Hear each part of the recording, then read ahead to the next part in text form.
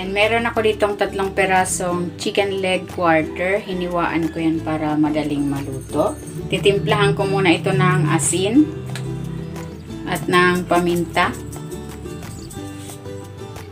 toyo, suka,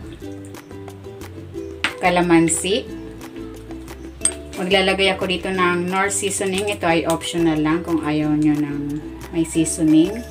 Pwedeng hindi nalagyan. Asukal. Ilagay na natin itong bawang, luya, at ang tanglad. Ayan, hiniwa ko lang yan. Hahaluin ko muna. Kung hindi ka pa nakapag-subscribe sa aking channel, please subscribe at i-click mo na rin ang notification bell para lagi kang updated sa aking latest recipes. Ayan, okay na ito. Ibabad muna natin ito for at least 1 hour or mas maganda kung maibababad natin ito overnight.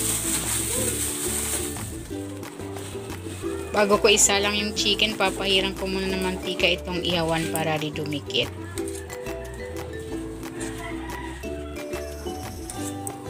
And meron ako ditong archwetty oil. Magbabrush ako nito dito sa chicken para hindi mag-dry at para mas maganda ang kulay nito.